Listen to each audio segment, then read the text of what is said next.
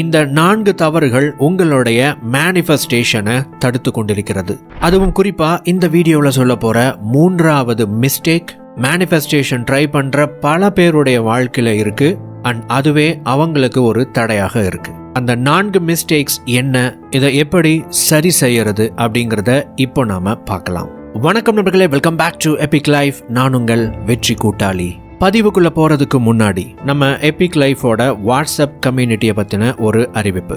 ஒவ்வொரு மாதமும் வாட்ஸ்அப் வழியாக உங்க வாழ்க்கையில மாற்றத்தை ஏற்படுத்தக்கூடிய பயிற்சிகள், அதாவது தியான பயிற்சி, ஆற்றல் மையங்களுக்கான பயிற்சி, மேனிஃபெஸ்டேஷனை பற்றின ஒரு ஆழமான புரிதல் அண்ட் ரொம்ப சக்தி வாய்ந்த ஆற்றல் ரீதியான எனர்ஜி ரிலேட்டட் மேனிஃபெஸ்டேஷன் டெக்னிக், இது எல்லாமே வாட்ஸ்அப் வழியாக கற்றுக் கொடுக்கப்படுகிறது. இந்த குரூப்ல நீங்க ஜாயின் பண்ணணும் அப்படின்னா ஸ்கிரீன்ல தெரியக்கூடிய என்னுடைய வாட்ஸ்அப் நம்பருக்கு ஹாய் அப்படின்னு ஒரு செய்தி அனுப்புங்க. இப்போ மேனிஃபெஸ்டேஷனை தடுத்து கொண்டிருக்கும் அந்த 4 தவறுகள் என்னென்ன அப்படிங்கிறத ஒவ்வொன்றா பார்க்கலாம். Number 1, fixed mind set. growth mindset, fixed mindset அப்படின்னு 2 விஷயங்கள் இருக்குங்க. இது ரெண்டுமே மனநிலை சார்ந்த விஷயங்கள். நீங்க எந்த ஒரு ப்ராசஸ்க்குள்ள போனாலும் எனக்கு எல்லாமே தெரியும் அப்படின்னு நீங்க நினைச்சீங்கனாலும், அல்லது இதுக்கப்புறம் எனக்கு தெரிஞ்சுக்க வேண்டிய விஷயம் எதுவும் இல்லை, நான் மாற வேண்டிய அவசியம் எனக்கு எதுவுமே கிடையாது, நான் புதுசா ட்ரை பண்ண வேண்டிய விஷயம் எதுவுமே எனக்கு கிடையாது அப்படின்னு சொல்லிட்டு நீங்க நினைச்சீங்கனாலும், இது ஒரு விதமான ஃபிக்ஸ்டு மைண்ட் செட். நம்முடைய மனதை திறந்த மனதாக இல்லாமல் பூட்டப்பட்ட மனதாக வைத்துக் கொள்வது அப்படின்னு நீங்க வச்சுக்கலாம். growth mindset அப்படின்னா என்னன்னா, வளர்ச்சிக்கு நாம இடம் கொடுக்கிறது. அதாவது உங்களுக்குள்ள இருக்கக்கூடிய சில விஷயங்கள் மாறுவதற்கு, நீங்க மாறுவதற்கு, நீங்க புதுசா ஒரு விஷயத்தை செய்யறதுக்கு, கற்றுக்கொள்வதற்கு நீங்க இடம் கொடுக்குறீங்க அப்படின்னா இது growth mindset. வளர்ச்சிக்கு ஏதுவான மனநிலையை கொண்டுள்ளீர்கள் அப்படின்னு இதை வச்சுக்கலாம். இப்போ நிறைய பேர் இந்த மேனிஃபெஸ்டேஷன் ப்ராசஸ்ல எனக்கு இந்த இலக்கை அடையணும், இந்த விஷயம் நான் மேனிஃபெஸ்ட் பண்ணணும் அப்படின்னு ஒரு இலக்கை, ஒரு கோல் ஃபிக்ஸ் பண்றாங்க. பட் அதை தாண்டி நிறைய பேர் எதையும் செய்வதில்லை. அப்படின்னா என்ன அர்த்தம்னா, மேனிஃபெஸ்டேஷன்ங்கிறது ஒரு ப்ராசஸ்ங்க. நீங்க ஒரு படிப்படியாக ஒரு படிநிலைக்குள்ள போய் ஒவ்வொரு மாறுதலுக்கு உட்பட்டு ஒரு இலக்கை அடையிறதுக்கு பிரபஞ்சம் உங்களை தகுதிப்படுத்தி அந்த நிலைக்கு உங்களை கொண்டு விட வேண்டிய அந்த ரூட் மேப்பை காமிச்சிடும். அந்த ரூட் மேப்பை போட்டு கொடுத்துடும். நீங்கள் ஒவ்வொரு ஸ்டெப்பாக, ஒவ்வொரு ஸ்டேஜாக நீங்கள் கடக்க அடுத்த ஸ்டேஜுக்கு போகிறதுக்கான வழியை அது காமிச்சிடும். இதுதான் ஈர்ப்பு விதி. இப்படி தான் ஈர்ப்பு விதி அப்படிங்கிறது வேலை செய்யுது. எனக்கு ஒரு விஷயம் வேணும்னு நான் கேட்குறேன், பிரபஞ்சம் அதை தூக்கி மடியில் போட்டுரும் அப்படின்னு நிறைய பேர் நம்புகிறாங்க. இது ஈர்ப்பு விதியும் கிடையாது, மேனிஃபெஸ்டேஷனும் கிடையாது. இது அவங்களுடைய ஒரு நம்பிக்கை, அவ்வளோதான். மேனிஃபெஸ்டேஷன் அப்படிங்கிறது ஒரு ப்ராசஸ் அப்படின்னு நான் சொன்ன பார்த்தீங்களா. இந்த ப்ராசஸ் அப்படிங்கிறது கிட்டத்தட்ட ஒரு பயணத்தை போல நீங்கள் பயணிக்க ஆரம்பிக்கணும். பயணிக்க அடுத்தடுத்த நிலைக்கு நீங்கள் போவீங்க. அப்படின்னா என்ன அர்த்தம்னா, நீங்கள் ஒரு திறந்த மனதுள்ளவர்களாக இருக்க வேண்டும். நிறைய விஷயங்களை ரிசீவ் பண்ணிக்கணும். உங்களுக்குள்ள சில எமோஷனல் சேஞ்சஸ் வரும், சில புரிதல்கள் வரும், சில மெச்சூரிட்டி வரும். இதெல்லாம் நடக்கணும் அப்படின்னா யூனிவர்ஸ் காமிக்கக்கூடிய சின்ன விஷயங்கள், சின்ன ஸ்டெப்ஸை நீங்கள் எடுத்து வைக்கணும், படிப்படியாக எடுத்து வைக்கணும். அதை நீங்கள் அனுமதிக்கணும். அந்த மாற்றத்தை நீங்கள் ஏற்றுக்கொள்வதற்கு நீங்கள் அனுமதிக்க வேண்டும். நிறைய பேர் இந்த ஃபியர் ஆஃப் சேஞ்ச் அப்படின்னு சொல்லுவாங்க, ஃபியர் ஆஃப் சக்சஸ் அப்படின்னு சொல்லுவாங்க, வெற்றிக்கான பயம் அல்லது மாற்றத்திற்கான பயம் அப்படின்னு சொல்லுவாங்க. நாம ஒரு பெரிய இலக்கை அடையணும்னு நமக்குள்ள ஒரு ஆசை இருக்கும். ஆனால் அந்த இலக்கை அடையணும்னா நம்ம மாறணும், அல்லது நம்மளை நாமே மாற்றிக்கணும், அல்லது நம்ம புதுசாக ஒரு விஷயத்தை செய்யணும். அப்படின்னா நம்ம பழைய விஷயத்தை விட்டுறணும். இப்போ இந்த இடத்துல ஒரு மாற்றம் இருக்குது பார்த்தீங்களா. இந்த மாற்றம் அப்படிங்கிறது எனக்கு நடக்கக்கூடாது, ஆனால் நான் விரும்புகிற விஷயமும் எனக்கு நடக்கணும் அப்படிங்கிற மாதிரி சில பேர் இந்த கூழுக்கும் ஆசை, மீசைக்கும் ஆசை அப்படின்னு சொல்லிட்டு எனக்கு வேணும், ஆனால் என்னால் இதை விட முடியாது, இதை விடணுமா, ஒருவேளை நான் அதை விட்டுட்டா நான் இதை என்னால் இந்த விஷயத்தை நான் ஃபாலோ பண்ண முடியாது. மேபி அது ஒரு ரிலேஷன்ஷிப்பாக இருக்கலாம், மேபி அது உங்களுடைய ஒரு பழக்கமாக இருக்கலாம், உங்களுடைய ஒரு கம்ஃபர்ட் ஜோனாக இருக்கலாம், வாட் எவர். ஸோ இதுதான் ஃபியர் ஆஃப் சேஞ்ச் அப்படிங்கிறது, அல்லது ஃபியர் ஆஃப் சக்ஸஸ், மாற்றத்திற்கான ஒரு பயம், மாறுவதற்கு பயப்படுகிற பயம். இது மாதிரி இருக்கிற எல்லாமே ஒரு வகையான ஃபிக்ஸ்டு மைண்ட் செட்டு தான். நீங்கள் ஒரு விஷயத்தை மேனிஃபெஸ்ட் பண்ணணும்னு முடிவு பண்ணிட்டீங்கன்னா நீங்கள் மாறப்போகிறீர்கள், நீங்கள் மாற்றத்திற்கு உட்பட போகிறீர்கள் அப்படிங்கிறத மனதில் பதிய வைத்துக் கொள்ளுங்கள். இன்னொரு பாயிண்ட் சொல்லணும் அப்படின்னா, உங்களுக்கு என்ன தெரியுமோ, உங்களுக்கு என்ன திறன் இருக்கோ அது உங்களுடைய இலக்கை அடைவதற்கு போதுமானது அல்ல. அது போதுமானது என்று நினைப்பது ஒரு விதமான ஃபிக்ஸ்டு மைண்ட் செட். உங்களுடைய அறிவை பெருக்கிக் கொள்ள வேண்டும், நீங்கள் நிறைய கற்றுக்கொள்ள வேண்டும், உங்களுக்கு என்ன தெரியுமோ, உங்களுக்கு என்ன திறன் இருக்கிறதோ அதை நீங்கள் மேம்படுத்தி கொள்ள வேண்டும். அது போதுமானதுன்னு நாம் நினைக்கவே கூடாது. உங்களுக்கு ஆல்ரெடி என்ன தெரியுமோ, உங்ககிட்ட ஆல்ரெடி என்ன இருக்கோ அது போதுமானதாக இருந்திருந்தால் நீங்கள் மேனிஃபெஸ்ட் பண்ணணும் அப்படிங்கிற அவசியமே இல்லை. தானாக அதை நீங்களே பண்ணிட்டு போயிடலாமே. அப்போது இந்த இடத்துல ஒரு பெரிய கேப் இருக்குது. அந்த கேப் என்ன அப்படின்னா, உங்களுக்கு என்ன தெரியுதோ, உங்ககிட்ட என்ன இருக்கோ அது உங்களுடைய மனநிலையில் ஆரம்பித்து உங்களுடைய சூழ்நிலைகள் வரைக்குமே நீங்கள் எடுத்துக்கொள்ளலாம். பலதரப்பட்ட விதத்தில் பலதரப்பட்ட மாற்றங்கள் என்பது நடக்க வேண்டும். இது எல்லாமே அந்த இலக்கை அடைவதற்கு போதுமானதல்ல, இது எல்லாமே மாறப்போகிறது அப்படிங்கிற இந்த விஷயத்துக்கு நீங்கள் க்ரோத் மைண்ட் செட் அப்படிங்கிற ஒரு விஷயத்தை உங்களுடைய மனதில் பதிய வைத்து கொண்டு, நான் மாறப்போகிறேன், என்னை சுற்றி இருக்கிற விஷயங்களில் மாற்றம் ஏற்பட போகுது அப்படின்னு சொல்லிட்டு நீங்கள் மனதில் பதிய வைத்து கொண்டு நீங்கள் பயணித்தால் மேனிஃபெஸ்டேஷன் அப்படிங்கிறது சக்ஸஸ் ஆகும். Mistake number 2, past defined identity. கடந்த காலத்தால் வரையறுக்கப்பட்ட அந்த அடையாளங்களை நாம் சுமந்து கொண்டிருப்பது. உங்களுக்கு மேனிஃபெஸ்டேஷன் சக்சஸ் ஆகணும் அப்படின்னா எதிர்காலத்தினுடைய கண்ணோட்டத்தில் நீங்கள் பயணிக்க வேண்டும். இதை இன்னொரு விதத்தில் சொல்லணும் அப்படின்னா, உங்களுடைய அடையாளம் அப்படிங்கிறது உங்களுடைய எதிர்காலம் சார்ந்ததாக இருக்க வேண்டும், கடந்த காலம் சார்ந்ததாக இருக்கக்கூடாது. அப்படி கடந்த காலம் சார்ந்ததாக இருந்துச்சுன்னா என்ன நடக்கும்னா, உங்களுடைய கடந்த கால பதிவுகள் எதிர்காலமாக மேனிஃபெஸ்ட் ஆகும். நீங்கள் மேனிஃபெஸ்ட் பண்ணணும் அப்படின்னு நினைக்கிறதே ஒரு சிறந்த எதிர்காலத்தை உருவாக்குவதற்காகத்தான். அதற்கான முயற்சிகளை சில பேர் எடுத்துடுவாங்க. அதாவது மேனிஃபெஸ்டேஷன் டெக்னிக்ஸை உருவாக்கிடுவாங்க. தங்களுடைய இலக்குகளை கூட தெளிவாக தீர்மானித்து விடுவார்கள். அதெல்லாம் இன்றைக்கி ரொம்ப ஈஸி. ஏன்னா இன்றைக்கி எக்கச்சக்கமான புத்தகங்கள் இருக்குது, வீடியோஸ் இருக்குது, கோர்சஸ் இருக்குது. எப்படி உங்களுடைய கோல்ஸை செட் பண்ணணும் அப்படிங்கிற விஷயம் எல்லாம் சரியாக எப்படி செய்கிறது அப்படிங்கிறத விளக்குறதுக்கு நிறைய டூல்ஸ் இன்றைக்கி இருக்குது. அதையெல்லாம் பயன்படுத்தி என்னுடைய இலக்கு இதுதான் என்பதை இன்னைக்கு நிறைய பேர் எளிதாக தீர்மானித்து கொண்டிருக்கிறார்கள். இதுவே ஒரு பெரிய விஷயம் நினச்சிக்கிட்டு இருக்கிறாங்க. ஆனால் உண்மையிலேயே என்ன நடந்துக்கிட்டு இருக்கு அப்படின்னா, அப்படி நிறைய பேர் இன்னைக்கு இலக்குகளை தீர்மானித்தாலும் அவர்களுடைய அடையாளம் அப்படிங்கிறது கடந்த காலம் சார்ந்ததாகவே இருக்கிறது. அவங்க தீர்மானித்த அந்த இலக்குகள் அப்படிங்கிறது அவங்க விருப்பப்படுற ஒரு விஷயமாக இருந்தாலும் கூட கடந்த கால அடையாளங்கள் என்ன செய்யுது அப்படின்னா, இப்படியெல்லாம் என்னால் பண்ண முடியுமா, இதெல்லாம் என்னால் அடைய முடியுமா, இந்த நிலையை அடையிறதுக்கு எனக்கெல்லாம் சாத்தியப்படுமா அப்படிங்கிற பலவிதமான கேள்விகளை அவங்களுக்குள்ள உருவாக்கிக்கிட்டு இருக்கிறாங்க. பலவிதமான நம்பிக்கைகளை உருவாக்கிக்கிட்டு இருக்கிறாங்க. இதெல்லாம் எங்கே இருந்து வருதுன்னா, உங்களுடைய பழைய அந்த அடையாளத்திலிருந்து, ஐடென்டிட்டியில இருந்து, பழைய ஈகோவில் இருந்து வருது.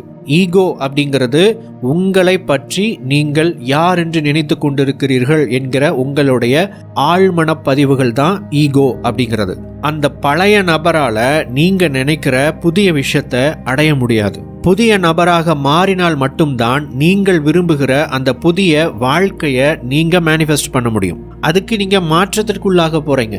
பிரபஞ்சம் அதற்கான விஷயங்களை உங்களை நோக்கி அனுப்ப போகுது, அதற்கான வழிவாய்ப்புகளை ஏற்படுத்த போகுது. நீங்க ஈஸியா அதுல டிராவல் பண்ண வேண்டியது தான் உங்களுடைய கடமை, உங்களுடைய வேலை. ஆனால் இதெல்லாம் எப்படி நான் செய்ய போகிறேன், இதெல்லாம் செய்ய முடியுமா முடியாதா, என்னால் இந்த ஒரு நிலையை அடைய முடியுமா அப்படின்னு இந்த கேள்விகளை பழைய பதிவுகளிலிருந்து எடுத்துக்கொண்டு வராதீர்கள். இந்த புரிதலை நிறைய பேர் இன்னைக்கு ஏற்படுத்த தவறிவிடுகிறார்கள். காரணம் என்ன அப்படின்னா, இந்த மேனிஃபெஸ்டேஷன் அப்படிங்கிற இந்த ப்ராசஸ் அப்படிங்கிறது முழுக்க உங்களுடைய மனநிலை சார்ந்தது. அதாவது இந்த டெக்னிக்கில் எந்த மேஜிக்கும் கிடையாது. இந்த ஒரு கருத்தை நம்ம எபிக் லைஃப் சேனல்ல பல முறை நான் சொல்லியிருக்கிறேன். மேஜிக்கை வெளியே எதிர்பார்க்காதீங்க. Do not expect any kind of magic to happen in your life because you are the magician. நீங்கள் தான் அந்த மாயாஜாலத்தை நிகழ்த்தக்கூடிய மேஜிஷியன். நீங்க தான் அந்த அதிசயத்தை நிகழ்த்த வேண்டும். நீங்க தான் அந்த மேஜிக்கை உருவாக்கணும். ஆனா பல பேர் அந்த மேஜிக் எப்படி நிகழும், எப்போ நிகழும் அப்படின்னு எதிர்பார்த்து கொண்டு இருக்கிறார்கள். அப்போ அவங்களுடைய நம்பிக்கைகளை இந்த டெக்னிக் மேலே, இப்படி ஒரு விஷன் போர்டை இப்படி பேப்பரை கிழிச்சு ஒரு கோட்டை ஒட்டிட்டோம் அப்படின்னா, ஒரு ஃபோட்டோவை கிழிச்சு ஒட்டிட்டோம் அப்படின்னா நடந்துரும், எழுதிட்டா நடந்துரும், 55 தடவை எழுதிட்டா நடந்துரும் அப்படின்னு சொல்லிட்டு பல விதத்திலேயும் டெக்னிக் மேலே அவங்க நம்புறாங்க, இப்படி பண்ணால் நடந்துடும், இப்படி பண்ணால் நடந்துரும்னு சொல்லிட்டு. நடக்க வேண்டிய செயல்கள், வேலைகள் எங்கே இருக்குது தெரியுங்களா? வெளியில் உங்கள் மனசுக்குள்ளே தான் நீங்கள் நிறையா செயல் மாற்றணும், நிறையா விஷயங்கள் உங்களுக்குள்ளே நடக்கணும். அதில் முக்கியமானது இந்த புரிதல். நம்ம ஒரு டெக்னிக்கை பயன்படுத்துகிறோம் அப்படின்னா என்ன நடக்குது, அங்கே எக்ஸ்பிரஸ் பண்ணுறோமா, இல்லை மெயின்டைன் பண்ணுறோமா, நம்மளுடைய மனநிலையை மாற்றத்திற்குள்ளாக்குகிறோமா அப்படிங்கிற விஷயங்கள் நமக்கு தெளிவாக புரிய வேண்டும். உங்களுக்குள் பலதரப்பட்ட மாற்றங்களும் செயல்பாடுகளும் நடக்க வேண்டும், குறிப்பாக உங்களுடைய மனநிலையில். அதில் ஒன்று தான் உங்களுடைய பழைய அடையாளத்தை விடுவித்து கொண்டு புதிய அடையாளத்தை தரித்து கொள்ள வேண்டும். கொஞ்சம் கொஞ்சமாக நீங்கள் அந்த நபராக மாறிக்கொண்டு இருக்கிறீர்கள். நீங்கள் உங்களுடைய எதிர்காலத்தில் எப்படிப்பட்ட ஒரு நபராக இருக்க வேண்டும் என்று விரும்புகிறீர்களோ அந்த நபராக இன்று நான் வாழ்வதற்கு என்ன செய்ய வேண்டும்? இந்த ஒரு கேள்வியை ஒவ்வொரு நாளும் உங்களிடம் நீங்களே கேட்டுக்கொள்ளுங்கள். நான் விரும்புகிற அந்த நபராக வாழ்வதற்கு, மாறுவதற்கு, உருமாற்றம் அடைவதற்கு நான் இன்று என்ன செய்ய வேண்டும், என்னால் முடிந்த அந்த செயல் என்ன அப்படின்னு சொல்லிட்டு ஒவ்வொரு நாளும் ஒரு சின்ன மாற்றம், ஒரு சின்ன செயல் அப்படிங்கிற மாதிரி நீங்கள் தொடர்ச்சியாக அந்த நபராக நீங்கள் இன்று ஒரு சின்ன வேர்ஷனில், ஒரு குட்டி வேர்ஷனில் இருப்பதற்கு என்ன செய்ய வேண்டுமோ அப்படி நீங்கள் நடந்து கொள்ள வேண்டும். மேனிஃபெஸ்டேஷன் அப்படிங்கிறது ஒரு இன்டென்ஷனல் சாய்ஸ் மேக்கிங், ஒரு டெசிஷன் மேக்கிங் தான். மேனிஃபெஸ்டேஷன் அப்படிங்கிறது இந்த ஒரு விஷயம் இருந்தால் மட்டுமே செயல்படும். ஏன்னா பிரபஞ்சமானது நீங்கள் எதை விரும்புகிறீங்களோ அந்த அத்தனை விஷயத்தையும் மொத்தமாக உருவாக்கி டக்குன்னு ஒரே நாளில் அவங்கள கொண்டுட்டு போயிட்டு அந்த இடத்துல உட்கார வச்சிடாது. நீங்கள் ஒரு ஃப்ளைட்டை ஓட்டக்கூடிய பைலட் ஆகணும்னு ஆசைப்பட்றீங்க அப்படின்னு வச்சுக்கலாம். அதை பிரபஞ்சத்திடம் மேனிஃபெஸ்ட் பண்ணணும்னு சொல்லிட்டு நீங்கள் ஒரு ரெக்வஸ்ட் கொடுக்குறீங்க. உடனே திடீரென்று ஒரு நாள் நீங்கள் தூங்கி கண் விழிக்கும் பொழுது, எழுந்திருக்கும் பொழுது நீங்கள் ஒரு ஃப்ளைட் பைலட் சீட்டில் உட்காந்துக்கிட்டு இருக்கிறீங்க. பக்கத்தில் யாருமே கிடையாது, நீங்கள் மட்டும்தான் உட்காந்துருக்கீங்க. நீங்கள் தான் அந்த ஃப்ளைட்டை ஓட்டிக்கிட்டு இருக்கிறீங்க. இவ்வளோ நேரம் அந்த ஃப்ளைட் ஆட்டோ பைலட் மோடில் ஓடிக்கிட்டு இருந்துச்சு. இதுக்கப்புறம் நீங்கள் தான் அந்த விமானத்தை ஓட்ட வேண்டும், கட்டுப்படுத்த வேண்டும். அப்படிங்கிற ஒரு சிச்சுவேஷன் வந்தால் எப்படி இருக்கும் யோசிச்சு பாருங்க. நீங்கள் விரும்பக்கூடிய அந்த வாழ்க்கை அப்படிங்கிற அந்த விமானத்தை ஓட்டுவதற்கு நீங்கள் படிப்படியாக பழக வேண்டும். நீங்கள் நிறைய கற்றுக்கொள்ள வேண்டும், நீங்கள் நிறைய மாற வேண்டும். இந்த மாற்றங்கள் எல்லாம் உங்களுக்குள்ள படிப்படியாக ஒவ்வொரு நாளும் ஏற்படும். அதை ஏற்படுத்துவதற்கு தான் ஈர்ப்பு விதி அப்படிங்கிறது. நீங்கள் எந்த அலைவரிசையில் இயங்குறீங்களோ, அதாவது நீங்கள் எந்த ஒரு நபராக மாற வேண்டும் என்கிற அந்த அலைவரிசையில் இயங்குகிறீர்களோ அதற்கான அத்தனை விஷயங்களையும் உங்களை நோக்கி அனுப்பும். இதுதான் லா ஆஃப் அட்ராக்ஷன். நீங்கள் என்னவாக ஆக வேண்டும் என்று விரும்புகிறீர்களோ அதுவாக உங்களை மாற்றுவதற்கான அனைத்து விஷயங்களையும் உங்களை நோக்கி அனுப்புவது பிரபஞ்சத்தினுடைய வேலை. அது அதனுடைய கடமை. மாறுவது, அதை ஏற்றுக்கொள்வது, அதை பயன்படுத்துவது உங்களுடைய கடமை. இந்த எளிமையான புரிதல் உங்களுக்குள் இருந்துவிட்டால் உங்களுடைய பழைய அடையாளம் உங்களை தொடர்ச்சியாக பின்னுக்கு இழுத்து கொண்டே இருக்காது. இப்போ mistake number 3, reacting instead of proacting. அதாவது ப்ரோஆக்டிவாக இருக்கிறதுக்கு பதிலாக ரியாக்டிவாக இருப்பது. இதுவும் ஒரு புரிதல், அதே சமயம் செயல் சார்ந்த ஒரு மிகப்பெரிய ஒரு தவறாகும். முதல்ல இந்த ரியாக்ஷன் அப்படின்னா என்ன, ப்ரோஆக்டிவாக இருக்கிறது அப்படின்னா என்ன அப்படிங்கிறத பார்க்கலாம். நீங்கள் தொடர்ச்சியாக ரியாக்ட் பண்ணிக்கிட்டே இருக்க அது உங்களுடைய விருப்பங்களை மேனிஃபெஸ்ட் பண்ணுறதுக்கு எந்த விதத்திலேயும் உதவாது. நீங்கள் ப்ரோஆக்டிவாக இருக்கும் பட்சத்தில் மட்டுமே நீங்கள் எதை மேனிஃபெஸ்ட் செய்ய வேண்டும் என்று விரும்புகிறீர்களோ அதை மேனிஃபெஸ்ட் செய்வதற்கு உதவும். ரியாக்ஷன் அப்படின்னா என்னன்னா, ஒரு நபர் ஒரு சூழ்நிலையில் இருக்கிறார். சூழ்நிலை அப்படிங்கிறது என்ன, இப்போ அவருடைய குடும்ப சூழ்நிலை, அவருடைய என்ன மாதிரியான ஃபேமிலி பேக்ரவுண்டில் இருக்காரு, அவர் வேலை செய்யக்கூடிய இடம் அல்லது தொழில் செய்யக்கூடிய இடம் அப்படிங்கிறது எப்படி இருக்கு, அவரை சுற்றி எந்த மாதிரியான மனிதர்கள் அவர் கூட இருக்காங்க, அதே மாதிரி அவருடைய நெட்வொர்க் என்ன மாதிரி இருக்கு, அவரை தெரிந்தவர்கள் எப்படிப்பட்டவர்களாக இருக்கிறார்கள், அவரை தெரிந்தவர்கள் எப்படிப்பட்டவர்களாக இருக்கிறார்கள். இந்த மாதிரி இதை சுற்றி இருக்கிற எல்லா விஷயங்களுமே சூழல் அப்படின்னு சொல்லலாம். அதே மாதிரி அவர் என்ன மாதிரியான ஒரு வாழ்க்கை முறையை உருவாக்கி வச்சிருக்கிறாரு, என்ன மாதிரியான பொருளாதார நிலையை அவர் உருவாக்கி வைத்திருக்கிறார், இது எல்லாமே உங்களுடைய சூழல் அப்படின்னு எடுத்துக்கோங்க. இந்த சூழல் அப்படிங்கிறத 2 விதமாக பிரிக்கலாம். முதலாவது, நமக்கு கிடைக்க பெற்ற சூழல் அப்படிங்கிறது. இப்போ உதாரணத்துக்கு நம்ம எந்த ஊரில் பிறந்தோம் அப்படிங்கிறத நம்ம கண்ட்ரோல் பண்ண முடியாது, நம்ம கண்ட்ரோலில் கிடையாது. நம்முடைய அப்பா அம்மா யார், நம்ம எந்த மாதிரியான ஃபேமிலியில் பிறந்தோம், எந்த மாதிரியான ஸ்கூலில் படித்தோம் அப்படிங்கிற சில விஷயங்களை நம்மளால் கண்ட்ரோல் பண்ண முடியாது. ஸோ நமக்கு உதாரணத்துக்கு ஒரு குறிப்பிட்ட இடத்துல நம்ம இருக்கோம் அப்படின்னா அங்கே என்னென்ன விஷயங்கள் இருக்கோ அது எல்லாமே வந்து சூழல். இதை நம்மளுடைய கண்ட்ரோலில் கிடையாது. ஆனால் இதை தாண்டி நாம உருவாக்கப்பட்ட சூழல் அப்படிங்கிற ஒரு விஷயம் இருக்குது. நிறையா பேர் இருக்கிறாங்க. அந்த நிறையா பேரில் நாம் யாரோட ஒரு நட்பை வைத்து கொள்கிறோம், தொழில் ரீதியான ஒரு ரிலேஷன்ஷிப்பை, ஒரு நெட்வொர்க்கை நம்ம எப்படி உருவாக்கிக்கிறோம் அப்படிங்கிற விஷயம் இருக்குது. இந்த மாதிரி நிறைய விஷயம். உதாரணத்துக்கு பொருளாதார ரீதியாக அப்படின்னு சொல்லணும் அப்படின்னா, ஒரு நபர் நிறைய கடன் வாங்கி கொண்டே இருக்கிறார் அப்படின்னு வைத்துக்கொள்ளலாம். இந்த கடன் வாங்குவது அப்படிங்கிறது அவராக உருவாக்கி கொண்டது. மேபி அவருடைய அந்த பழைய சூழ்நிலை காரணமாக, அதாவது வாய்க்கப்பட்ட அந்த சூழ்நிலை காரணமாக தான் அந்த மாதிரி கடன் வாங்க வேண்டிய ஒரு சிச்சுவேஷன் கிரியேட் ஆகுது. அப்படின்னாலும் கூட கடன் வாங்குவது அப்படிங்கிறது ஒரு சில பேருக்கு வந்து பழக்கமாக கூட மாறிவிடுகிறது. சில பேர் வந்து சொல்லுவாங்க, எனக்கு வந்து நிறைய கடன்க, பல லட்சம், சில கோடிகள் அளவுக்கு கடன் அப்படின்னு சொல்லுவாங்க.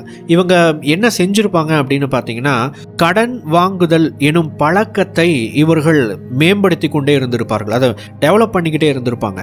கடன் வாங்குவது அப்படிங்கிறது ஒரு விதமான ரியாக்ஷன் தான். ரியாக்ஷன் அப்படின்னா நம்மளுடைய சூழ்நிலை வந்து ஒரு நெருக்கடியை உருவாக்குது. அந்த நெருக்கடியின் காரணமாக நாம் ஒரு செயல் செய்கிறோம். இதுதான் வந்து ரியாக்ஷன் அப்படிங்கிறது. ஆரம்ப நிலையில இருந்து இந்த கடன் வாங்குதல் அப்படிங்கிற ஒரு விஷயத்தை தொடர்ச்சியாக செஞ்சு கடன் வாங்குதல் அப்படிங்கிறதுல டெவலப் ஆகியிருப்பாங்க. அதாவது ஒரு திறனை செஞ்சு எப்படி வந்து நம்ம டெவலப் பண்ணுறோமோ அந்த மாதிரி எப்படி பேசி என்ன மாதிரி கடன் வாங்குறது, எப்படி ரொட்டேஷன் பண்ணுறது அப்படிங்கிற இந்த கடன் வாங்குதல் அப்படிங்கிறதுனுடைய நெகட்டிவ் சைடு இருக்குது பார்த்தீங்களா. அதுக்கு பாசிட்டிவ் சைடும் இருக்குது, நெகட்டிவ் சைடு இருக்குது எல்லா விஷயத்துக்குமே. அப்போது இந்த கடன் வாங்குதல் என்பதற்கு உண்டான அந்த நெகட்டிவ் சைடு இருக்குது பார்த்தீங்களா, அதை வந்து தொடர்ச்சியாக இவர் வந்து ஃபாலோ பண்ணி அதில் எக்ஸ்போர்ட்டாக மாறி இருப்பார். கடன் வாங்குதல் தவறு கிடையாதுங்க. ஆனால் இந்த கடன் வாங்குதல் என்பதிலேயே பல வருடமாக சிலர்கள் வந்து அதை கொண்டு போய்கிட்டே இருப்பாங்க, 5 வருஷம் 10 வருஷம் அப்படிங்கிற காலகட்டத்தில். அப்போது இதை ஆரம்ப நிலையில் வந்து அவங்க ஒரு சின்ன லெவலில் கடன் வாங்கியிருப்பாங்க. ஒரு 10 வருஷத்துக்கு அப்புறம் கோடிகள் அளவுக்கு கடன் வாங்கக்கூடிய ஒரு தன்மைக்கு, கடன் படக்கூடிய ஒரு தன்மைக்கு வந்திருப்பார்கள். இந்த விஷயத்தை ஆரம்பத்திலேயே நிப்பாட்டி இருக்க முடியும். இவ்வளவு தூரம் அந்த சூழலை பெருசுபடுத்தி இருக்க வேண்டிய அவசியமே இருக்காது. ஆனால் அவங்க எங்கே நிப்பாட்டணும், எப்போ நிப்பாட்டி கொள்ளணும் அப்படிங்கிற அந்த விஷயம் தெரியாததுனால அதை கண்டினியூ பண்ணி ஒரு கட்டத்தில் ஒரு பெரிய ஒரு சூழ்நிலை ஏற்படுத்தி விடுவார்கள். அதை தான் வந்து இங்கே கடன் வாங்குதல் அப்படிங்கிறது ஒரு ஹேபிட், ஒரு பழக்கம் அப்படின்னு நான் மென்ஷன் பண்ணுறேன். இப்போது இந்த சூழல் அப்படிங்கிறது இந்த நபருடைய ஒரு புதிய சூழலாக மாறி போய்விடுகிறது.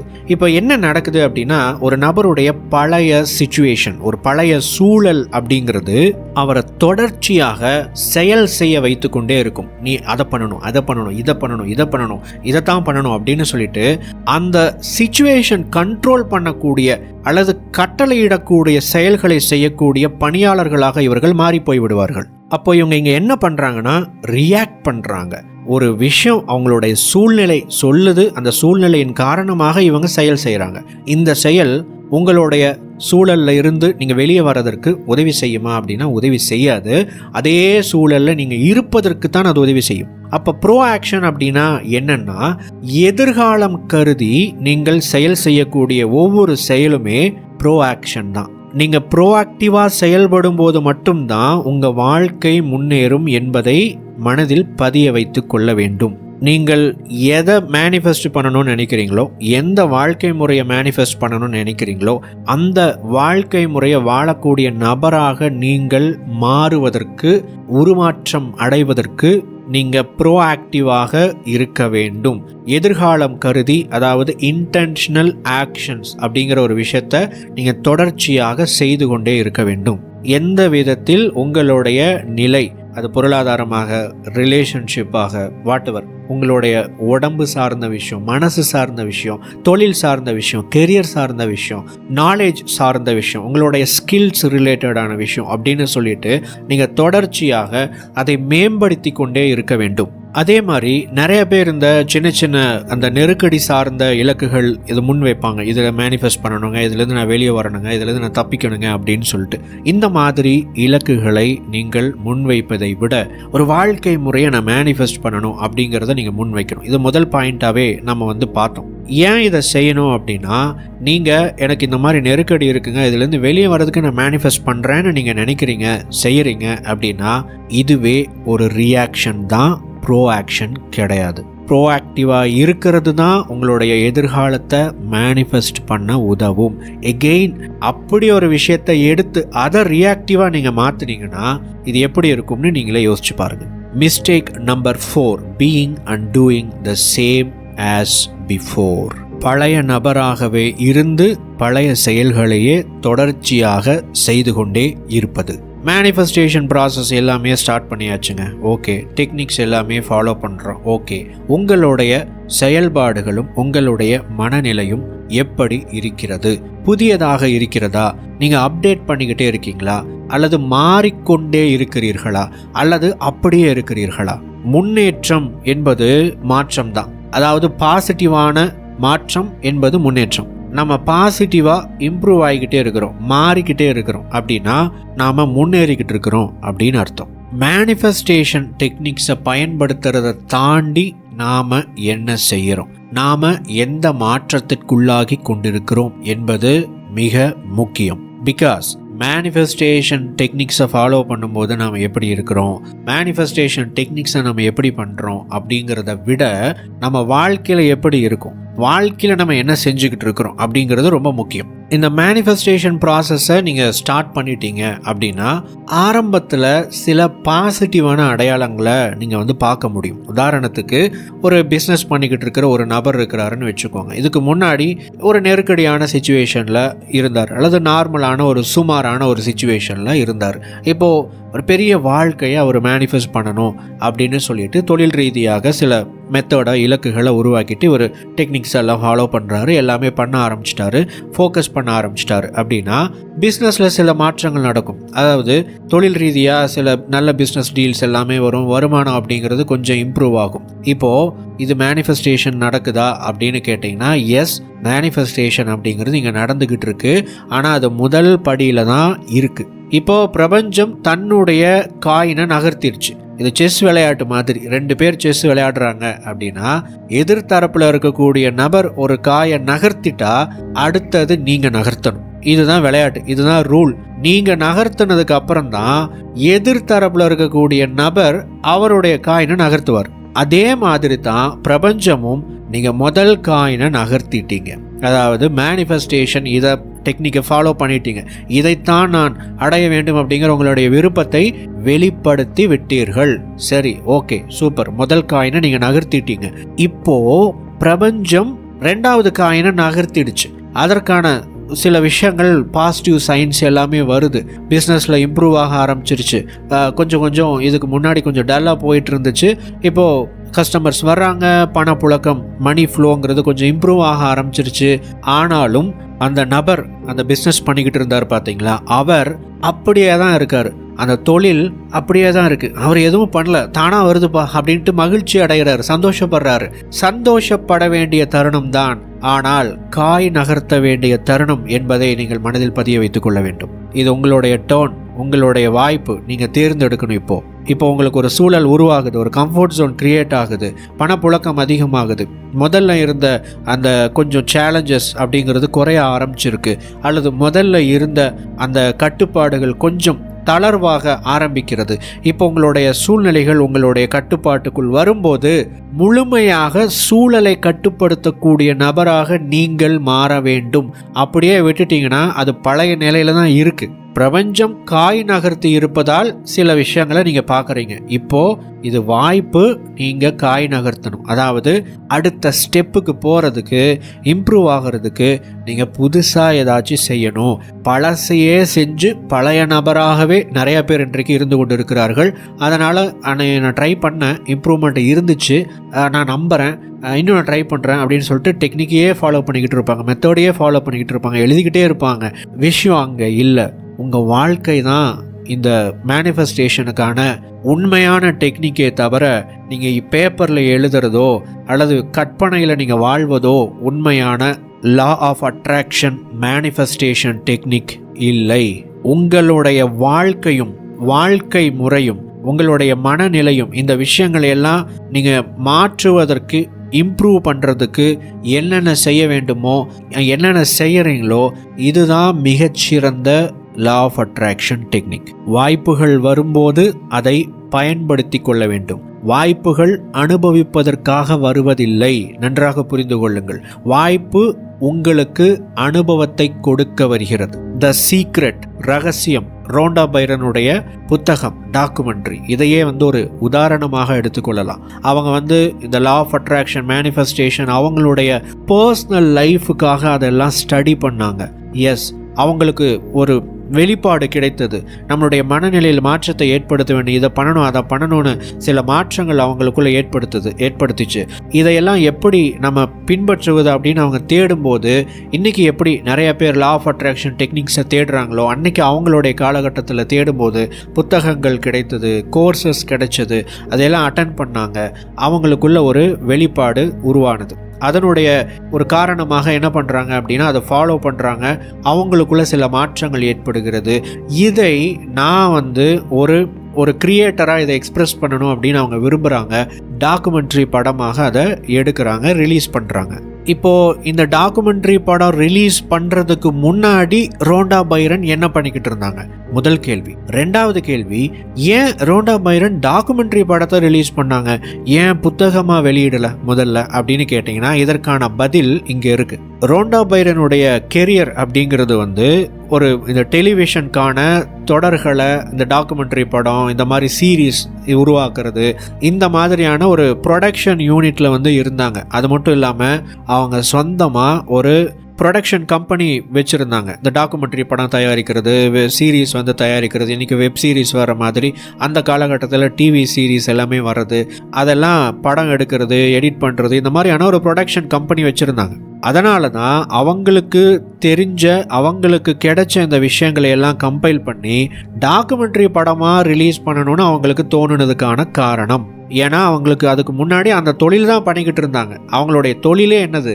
வீடியோ எடிட்டிங், ப்ரொடக்ஷன், இதுதான். அதைத்தான் சீக்ரெட்டில் எக்ஸ்பிரஸ் பண்ணுறாங்க. அதற்கப்புறம் அது பாப்புலர் ஆக ஆரம்பிக்கிறதுனால ரீடர்ஸ்க்கு இதை கொண்டுட்டு போகணும், அதாவது புத்தக வாசிப்பாளர்களிடத்தில் இதை கொண்டுட்டு போகணும். ஏன்னா இன்றைக்கி இன்ஸ்டாகிராமை யூஸ் பண்ணுற ஒரு கம்யூனிட்டி பீப்புள் இருக்காங்க, ஃபேஸ்புக் யூஸ் பண்ணுற ஒரு குரூப் இருக்கிறாங்க, யூடியூப் யூஸ் பண்ணுற ஒரு குரூப் இருக்கிறாங்க. இப்போ எல்லாத்துக்கும் நான் ஒரு வீடியோவை கொண்டுட்டு போய் சேர்க்கணுன்னா என்ன பண்ணணும்? சிம்பிளாக யூடியூப்பில் ஒரு வீடியோ அப்லோட் பண்ணணும், ஃபேஸ்புக்கில் அப்லோட் பண்ணணும், இன்ஸ்டாகிராமில் வீடியோஸ் போடணும், போஸ்ட் போடணும். அதே மாதிரி தான் அன்னைக்கு அவங்க ரோண்டா பைரன் ஃபஸ்ட்டு இது ஒரு டாக்குமெண்ட்ரி படமாக ரிலீஸ் பண்ணாங்க. அதுக்கப்புறம் இந்த புத்தகமாக படிக்கக்கூடிய நபர்கள் இருக்கிறாங்கப்பா, அவங்களுக்கு நம்ம இந்த விஷயத்தை கொண்டுட்டு போகணும்னா புக்காக எழுதணும்னு சொல்லிட்டு அதை அப்படியே கன்வெர்ட் பண்ணுறாங்க. இந்த சீக்ரெட் டாக்குமெண்ட்ரி அப்படிங்கிற ஒரு விஷயம் உருவாகிறதுக்கு முன்னாடி அந்த ப்ரொடக்ஷன் கம்பெனி தான் கிட்டத்தட்ட திவாலாகக்கூடிய ஒரு நிலையில் இருந்துச்சு. இந்த ஸ்டோரி எல்லாம் தான் சீக்ரெட் டாக்குமெண்ட்ரி படத்தினுடைய ஸ்டார்டிங்கில் சொல்லியிருப்பாங்க. இப்போது இந்த ரோண்டா பைரன், அதாவது இந்த சீக்ரெட் டாக்குமெண்ட்ரி படம், இந்த சீக்ரெட் புக்கோட ஆத்தர் பழைய நபராகவே இருந்திருந்தா பரவாயில்லப்பா, நான் இந்த லா ஆஃப் அட்ராக்ஷன் டெக்னிக்கை யூஸ் பண்ணேன், எனக்கு லைஃப்பில் நிறைய மாற்றங்கள் நடந்துச்சு, நான் அப்படியே கண்டினியூ பண்ணிக்கிறேன்னு சொல்லிட்டு சீக்ரெட் படத்தை தயாரிச்சிருக்க மாட்டாங்க, புக்கை ரிலீஸ் பண்ணியிருக்க மாட்டாங்க. ஆனால் அவங்க ஒரு புது நபராக மாற வேண்டும் அப்படிங்கிறதுனால தான் ஒரு புது விஷயத்தை செய்கிறாங்க. இதை சொல்லணும்னு அவசியம் இல்லை, ஆனால் அதை அவங்க ஏன் உருவாக்குறாங்கன்னா அதுதான் புதுமைக்கான செயல் அப்படிங்கிறது அதுதான். அது மட்டும் இல்லை, அதை தாண்டி இன்னொரு விஷயத்தையும் அவங்க செய்கிறாங்க. என்ன அப்படின்னா, சீக்ரெட் புக்குக்கு மேலே குட்டியாக டிஎம்னு ஒரு விஷயம் இருக்கும், பார்த்துருப்பீங்க, ட்ரேட்மார்க் சிம்பிள். ட்ரேட்மார்க் அப்படின்னா இந்த லா ஆஃப் அட்ராக்ஷன் அப்படிங்கிறது ஏற்கனவே இருக்குது. லா ஆஃப் அட்ராக்ஷன் புக் எழுதுனா அது அட்ராக்ஷனை உருவாக்காது, இதை சீக்ரெட்னு அதை காயின் பண்ணுறாங்க. லா ஆஃப் அட்ராக்ஷன் அப்படிங்கிறதையே சீக்ரெட் ஃபாலோ பண்ணுறேன் அப்படின்னு மக்கள் சொல்ல வைக்கிற அளவுக்கு அதை ட்ரேட்மார்க்காக மாற்றி, அதாவது அதை ஒரு வியாபார பொருளாகவே மாத்துறாங்க. அதாவது சீக்ரெட்னு பேர் வச்சு எல்லாத்தையும் லா ஆஃப் அட்ராக்ஷன் டெக்னிக்ஸு, இதை பற்றின இன்ஃபர்மேஷன் அல்லது அதை பற்றின மற்ற தகவல்களை கொடுக்கக்கூடிய புத்தகங்கள், ப்ராடக்ட்டு, இது எல்லாமே சீக்ரெட்டுங்கிற அந்த ஒரு விஷயத்துக்கு கீழே கொண்டுட்டு வர மாதிரி பிஸ்னஸ் லீகலாக பிஸ்னஸ் ரிலேட்டடாக கொண்டு வர மாதிரி அவங்க அதை கொண்டு வந்தாங்க பார்த்தீங்களா. அதில் தான் அவங்களுடைய ஒரு பெரிய ஒரு விஷயமே இருக்குது. ஏன்னா அவங்க லைஃபோட ஒரு அடுத்த கட்டம் அங்கே தான் ஓப்பன் ஆகுது. இப்போ அந்த ரோண்டா பைரனுடைய வாழ்க்கையவே எடுத்துக்கிட்டோன்னா, பழைய மாதிரியே அவங்க வாழ்ந்துட்டு போயிருக்கலாமே, பழைய அதே செயலை செஞ்சுட்டு போயிட்டே இருந்திருக்கலாமே. அப்படி செஞ்சுருந்தா அவங்களுடைய வாழ்க்கை ஒரே மாதிரி தான் போயிருக்கும். ஆனால் அவர்கள் புதிதாக ஒன்றை செய்தார்கள் பார்த்தீங்களா, அதனால தான் அவங்களுக்கு அந்த விஷயமே வந்து உருவாச்சு. பட் இன்னைக்கு பெரும்பாலானவர்கள் என்ன செய்கிறாங்கன்னா, அந்த புக்கை படிச்சுட்டு, எந்த புக்கு பழைய நபராக இல்லாமல் புதிய நபராக மாற வேண்டும் என்பதற்காக உருவாக்கப்பட்ட அந்த புத்தகத்தை, எழுதப்பட்ட அந்த புத்தகத்தை படித்துவிட்டு, நான் பழைய நபராகவே இருக்க வேண்டும், ஆனால் புதுமை என்னை சுற்றி இருக்கிற விஷயம்லாம் புதுசாக மாறணும் அப்படின்னு நிறைய பேர் இன்னைக்கு கேட்டுக்கொண்டு இருக்கிறார்கள்.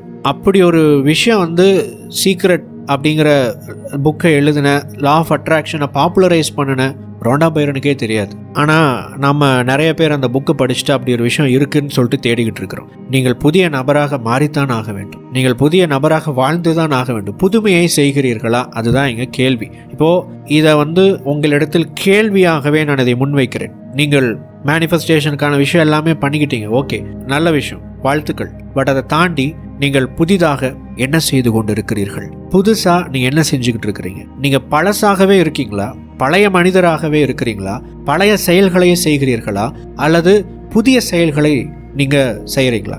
பழைய செயல்களையே நீங்கள் தொடர்ச்சியாக செய்து கொண்டே இருக்கிறீர்கள் என்றால் நீங்கள் பழைய நபராக இருக்கிறீர்கள் என்று அர்த்தம். புதிய செயல்களை நீங்கள் செய்கிறீர்கள் அப்படின்னா புதிய மனிதராக உருமாறுவதற்கு நீங்கள் தயாராகி கொண்டிருக்கிறீர்கள் என்று அர்த்தம். இந்த பதிவை கேட்டுக்கொண்டிருக்கிற சில பேருக்கு இந்த பதிவில் நான் சொன்ன சில கருத்துக்கள் உங்களுக்குள்ள ஒரு ஆழமான தாக்கத்தை ஏற்படுத்தி இருக்கும். காரணம் என்ன அப்படின்னா, இந்த 4 பாயிண்ட்டுமே வெவ்வேறு காலகட்டத்தில் என்னுடைய மைண்டில் க்ரியேட் ஆன ஒரு தாட்ஸ். அவ்வளோதான். இதெல்லாம் கண்டென்ட்டாக க்ரியேட் பண்ணணும், இதை பற்றி பேசணும், அல்லது குரூப்பில் ஒரு ஆடியோ நோட்டாவது போடணும் அப்படின்னு தோணின விஷயங்கள். பட் ஜஸ்ட் அதை வந்து நான் தோன்றப்போ அதை நோட் பண்ணி வச்சுட்டு யார் கூடவாவது பேசுகிறப்போ சில கான்செப்ட் எல்லாமே இந்த ஐடியாஸ் எல்லாமே ஸ்ட்ரைக் அவுட் ஆச்சு. அதெல்லாம் நோட் பண்ணி வச்சுட்டு அப்படியே பத்திரமா வச்சுருந்தேன். இதை மொத்தமாக ஒரு பதிவாக இப்போ நான் வந்து வெளியிட்டு இருக்கிறேன். இது நிச்சயமாக நான் சொல்ல வேண்டுமென்றால் உங்களில் சில பேருக்கு தேவையான ஒரு செய்தி. இதை இப்படி கூட சொல்லலாம், இது ஒரு பர்சனல் மெசேஜ். பிரபஞ்சம், நீங்கள் இப்பொழுது விழித்து கொள்ள வேண்டும், நீங்கள் செயல்பட வேண்டும், நீங்கள் பழைய நபராக இருக்கிறீர்கள், நீங்கள் புதிய நபராக மாற வேண்டும். மேனிஃபெஸ்டேஷன் அப்படிங்கிற ஒரு விஷயம் இதுதான். இந்த பாதையில் நீங்கள் நடங்க, இந்த பாதையிலிருந்து நீங்கள் திரும்புங்க அப்படின்னு சொல்லக்கூடிய ஒரு பதிவாக நிச்சயமாக இருக்கும். இது ஒரு பர்சனல் மெசேஜாக எடுத்துக்கொள்ளுங்கள். தொடர்ச்சியாக பயணிப்போம். 2 அறிவிப்புகளை கொடுத்து இந்த பதிவை முடிக்கிறேன். முதலாவது அறிவிப்பு, மேனிஃபெஸ்டேஷன் மாஸ்டரி அப்படிங்கிற ஈர்ப்பு விதி மேனிஃபெஸ்டேஷன் பயிற்சி வீடியோ தொடர் ஏற்கனவே அப்லோட் பண்ணப்பட்டிருக்கிறது. இதில் கம்ப்ளீட்டாக மேனிஃபெஸ்டேஷன் ஈர்ப்பு விதி சார்ந்த புரிதலை உங்களுக்கு ஏற்படுத்தி என்னென்ன மாதிரியான டெக்னிக்ஸ் மூலமாக என்னென்ன விஷயங்கள் செய்யணும் அப்படிங்கிற அத்தனை விஷயங்களும் இன்க்ளூடிங் பயிற்சிக்கு தேவையான சில கைடட் ஆடியோ, PDF இது மாதிரியான விஷயங்கள் கூட இதில் கிடைக்குது. நிறைய பேர் அந்த மேனிஃபெஸ்டேஷன் மாஸ்டரி தொடரை வந்து பின்பற்றி இருக்கிறார்கள்.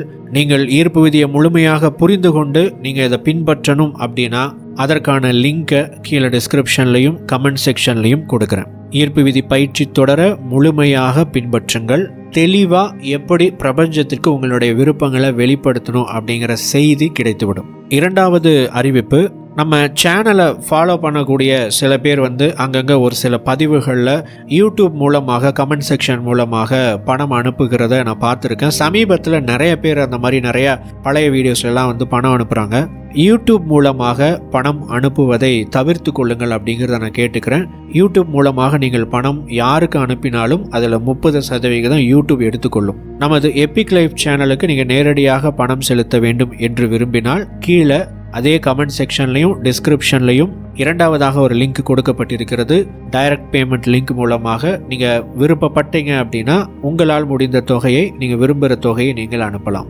இன்று நீங்கள் இந்த பதிவின் மூலமாக கேட்ட இந்த செய்திகளை மனதில் கொஞ்ச நேரம் அசை போடுங்கள். உங்கள் வாழ்க்கையில் எந்த இடத்தில் மாற்றத்தை ஏற்படுத்த வேண்டும் என்கிற ஒரு அறிவிப்பு, ஒரு புரிதல் கிடைக்கும். அதை தயவு செய்து பின்பற்றுங்கள். அடுத்த பதிவில் மேலும் ஒரு பயனுள்ள தகவலோடு உங்களை சந்திக்கிறேன். Thanks for listening.